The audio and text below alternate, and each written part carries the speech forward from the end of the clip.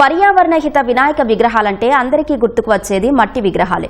కానీ గతంలో ఎప్పుడూ ఎక్కడా లేని విధంగా వేరుశెనగ పొట్టు, వ్యవసాయ ఆధారిత ముడి సరుకుతో వినాయక విగ్రహాలను తయారు చేస్తోంది శ్రీజ గ్రీన్ గెలాక్సీ అనే అంకుర సంస్థ. తెలంగాణలోని జోగులాంబ గద్వాల జిల్లా చింతలకుంటకు చెందిన బీటెక్ విద్యార్థిని శ్రీజ ఆ గణేష్ ప్రతిమల తయారీకి రూపకల్పన చేసింది. వేరుశెనగ పొట్టుతో తయారు చేసిన గణనాథుల్ని నిమజ్జనం చేస్తే నీటిలో కరగడమే కాదు, జలచరాలకు ఆహారంగా కూడా ఉపయోగపడతాయి.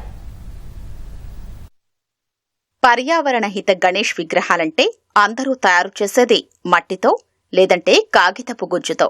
కానీ దేశంలో ఎక్కడా లేని విధంగా వేరుశెనగ పొట్టు, వ్యవసాయ ఆధారిత ముడిసరుకుతో వినాయక ప్రతిమల్ని తయారు చేస్తోంది గద్వాలలోని అంకుర సంస్థ శ్రీజ గ్రీన్ గెలాక్సీ. గట్టు మండలం చింతలకుంటకు చెందిన యువతి శ్రీజ ఈ అంకుర సంస్థను నడుపుతోంది. సాధారణంగా ఆ పరిశ్రమలో బయోడీగ్రేడబుల్ పాట్స్, టీ కప్పులు తయారవుతూ ఉంటాయి. వాటిని తయారు చేసే అదే ముడి సరుకుతో ప్రస్తుతం వినాయక ప్రతిమల్ని కూడా తయారు చేస్తున్నారు. మట్టి విగ్రహాల్ని నిమజ్జనం చేస్తే నీటిలో కరిగిపోతాయి. పర్యావరణానికి ఎలాంటి హాని ఉండదు. వేరుశెనగ పొట్టుతో తయారైన ఈ విగ్రహాల్ని నిమజ్జనం చేస్తే నీటిలో కరిగిపోవడమే కాదు, జలచరాలకు ఆహారంగా కూడా ఉపయోగపడతాయి.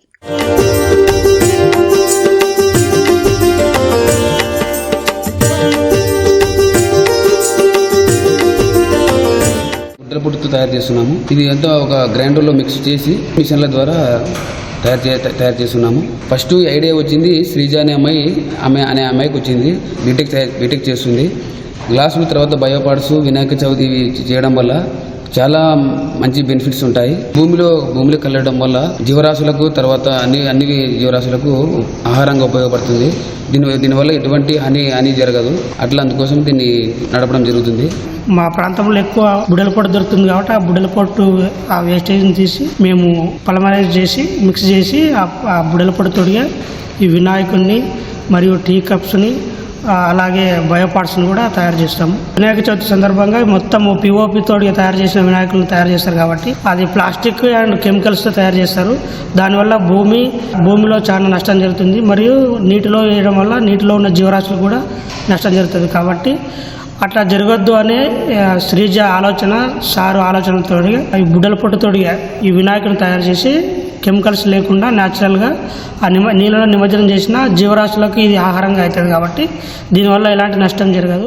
వేరుశెనగ పొట్టుతో తయారు చేసిన ముడి సరుకును యంత్రంలో వేస్తే ప్రతి 10 నిమిషాలకు 2 విగ్రహాలు తయారవుతాయి. అలా రోజుకు 80 నుంచి 100 విగ్రహాలు సిద్ధమవుతున్నాయి. ఈ ఏడాది వినాయక చవితికి 2000 విగ్రహాల్ని తయారు చేయడం లక్ష్యంగా పెట్టుకున్నారు. ఒక్కో ప్రతిమ ధర 200 రూపాయలుగా నిర్ణయించారు. అడుగు ఎత్తుండడం ఈ విగ్రహాల్ని ఇంట్లో, మండపాల్లో వినియోగించుకోవచ్చు. పర్యావరణం దెబ్బతినకుండా, నీటి కాలుష్యం లేకుండా పండుగ జరుపుకోవాలనుకునే పర్యావరణ ప్రేమికుల కోసం వీటిని తయారు చేస్తున్నారు. గణేష్ ఉత్సవాల సందర్భంగా ప్లాస్టర్ ఆఫ్ ప్యారిస్ విగ్రహాల వల్ల కలిగే కాలుష్యాన్ని తగ్గించడంలో తన వంతు పాత్రగా ఈ విగ్రహాలకు రూపకల్పన చేసినట్లు శ్రీజ చెబుతోంది. భారతదేశంలో సుమారుగా 20 కోట్ల వినాయక ప్రతిమలను, ఈ 20,000 కోట్ల ప్రతిమలలో కేవలం 1 కోటి ప్రతిమలు మాత్రమే పర్యావరణానికి హితమైనవి. మిగతావన్నీ పర్యావరణానికి ఎంతో హానికరమైనవి. ప్లాస్టర్ ఆఫ్ ప్యారిస్ తో తయారు చేసిన వినాయకుణ్ణి అమ్ముతూ ఉంటారు. వాటిని నీటిలో నిమజ్జనం చేసినప్పుడు అందులో ఉండే కెమికల్స్ నీటిలోకి వెళ్లి అందులో నివసించే చేపలకు, ఇతర జీవరాశులకు హానికరంగా మారుతాయి. నేను ఈ సమస్యను గుర్తించి దీనికి ప్రత్యామ్నాయంగా వేరుశనగ పట్టుతో ఈ గణేష్ విగ్రహాలను తయారు చేయడం జరిగింది. వాటర్లో నిమజ్జనం చేసిన తరువాత ఇవి 1 లేదా 2 రోజుల్లో మెత్తగా మారిపోయి చేపలకు, ఇతర జీవరాశులకు మంచి ఆహారంగా మారుతాయి. ప్రస్తుతం నేను శ్రీజ గ్రీన్ గెలాక్సీ అనే అంకుర సంస్థను ప్రారంభించి అందులో రోజుకి 50 నుండి 100 విగ్రహాలను తయారు చేస్తున్నాను. నా ఈ చిన్ని ప్రయత్నం ద్వారా, ఈ వినాయక ప్రతిమలను వాడడం ద్వారా పర్యావరణానికి ఎంతో కొంత మేలు చేయగలుగుతున్నానని ఆశిస్తున్నాను. ఆగస్టు 10న హైదరాబాద్లో జరిగిన ఆగస్టు ఫెస్ట్ 2025లో ఈ పర్యావరణ హిత గణేష్ విగ్రహాల్ని ప్రదర్శించగా పరిశ్రమల శాఖ మంత్రి శ్రీధర్ బాబు శ్రీజ ప్రయత్నాల్ని ప్రశంసించారు. 200 రూపాయలు ఇచ్చి స్వయంగా విగ్రహాల్ని కొనుగోలు చేశారు. ప్రభుత్వం ప్రోత్సాహం అందిస్తే మరిన్ని ఉత్పత్తులు తయారు చేస్తానని చెబుతోంది శ్రీజ.